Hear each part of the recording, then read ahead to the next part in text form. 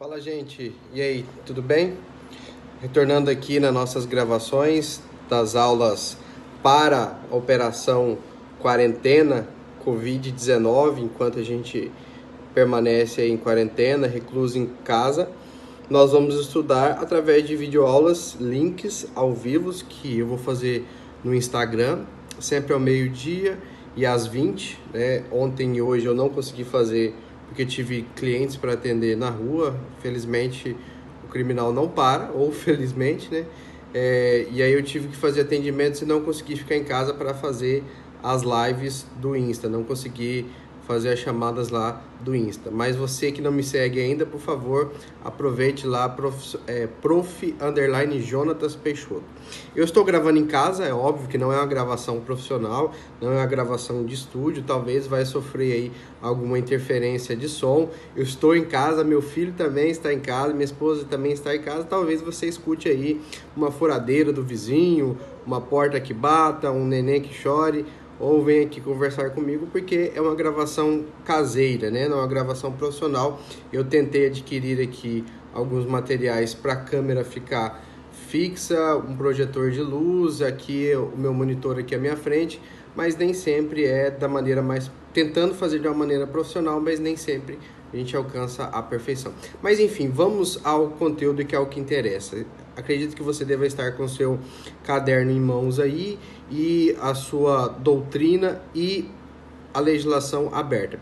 Eu estou lá na primeira aula que eu mandei para vocês, que fala dos crimes de periclitação. Veja, do artigo 121 até que agora, artigo 129, até o artigo 129, do artigo 121 até o artigo 129, nós falamos, exceto lá no artigo 122 caput, de crimes materiais, crimes de momento consumativo material, que era necessário que existisse o dano, que existisse o prejuízo, a alteração natural de alguma forma, o prejuízo propriamente dito, que é a lesão corporal ou a morte do feto, do produto gestacional, ou a pessoa humana com vida. Então, momentos consumativos materiais. Bem, agora nós começamos a olhar na classificação crimes diferentes do momento consumativo material, que são eles, crimes de momento consumativo formal.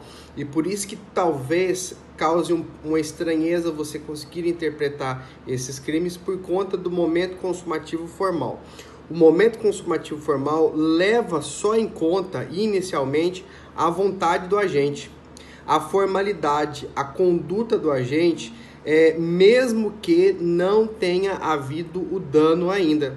Esse é um crime de momento consumativo formal. No material, o dano deve estar juntamente com a ação ou com o resultado. O prejuízo, a alteração naturalística. Aqui não, é a mera exposição ao perigo. Alguém foi exposto ao perigo, alguém está vulnerável a um perigo, seja ele a sua integridade física ou a saúde. Nós temos um crime de periclitação. Nós temos os crimes aí do capítulo 3 do título 1, nós estamos ainda falando dos crimes contra a pessoa. E aqui o capítulo 3, que inicia no artigo 130, é um crime contra a vida e contra a pessoa, do título 6, capítulo 3. Inicialmente, qual é o bem jurídico que nós tutelamos aqui? A vida e a saúde da pessoa. Eu inicio com você o artigo 130, que tem o nome do crime assim: perigo de contágio venéreo. Artigo 130, expor alguém por meio de relações sexuais ou qualquer outro ato libidinoso, ou por qualquer ato libidinoso. Primeiro que a gente tem que analisar aqui, o verbo. O verbo é expor. Veja que ainda não existe uma materialização do perigo, uma materialização do dano, do prejuízo. Mera exposição, mero levar alguém à possibilidade de sofrer um dano. Se o dano vier, não tem problema nenhum. Porque o crime já se consumou lá na vontade do agente, já se consumou lá na exposição. É por isso que nós buscamos a ação nuclear, o verbo, que no nosso caso aqui, artigo 130, é expor. Qual é o meio? E aí você já puxa uma setinha aí e já coloca no seu caderno. Por meio de relações sexuais ou qualquer outro ato libidinoso. Então, qual é a forma? Forma vinculada. Qual forma? Relações sexuais ou ato libidinoso. O que é relação sexual? Anota aí. Conjunção carnal entre pênis e vagina. Cópula vagínica. Conjunção carnal. Isso é relação sexual. Ato libidinoso, tudo aquilo que vem da libido, que já Sigmund Freud já nos disse sobre a libido, é qualquer satisfação da lascívia para alguém. Um beijo, uma carícia, sexo anal, sexo oral, masturbação, todas essas são consideradas, todas essas ações são consideradas como ato libidinoso. Então, este é o meio. Então, é por isso que nós consideramos que o artigo 130 é um crime de forma vinculada. Qual é o meio? Relação sexual, cópula vagínica e ato libidinoso.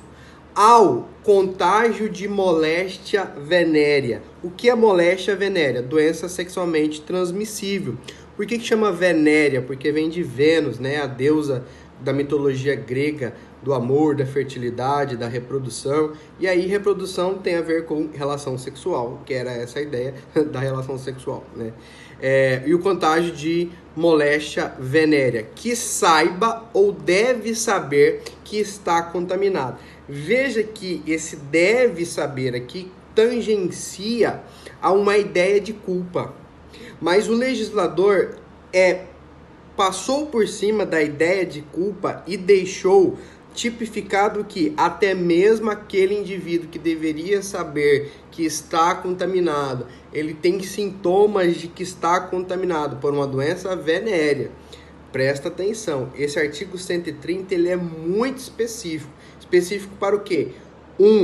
Doença venérea, que é uma doença sexualmente transmissível, algo que só pode ser transmitido por uma relação sexual ou por ato libidinoso. Como, por exemplo, uma candidíase, sífilis, doenças que só podem ser transmitidas por relação sexual.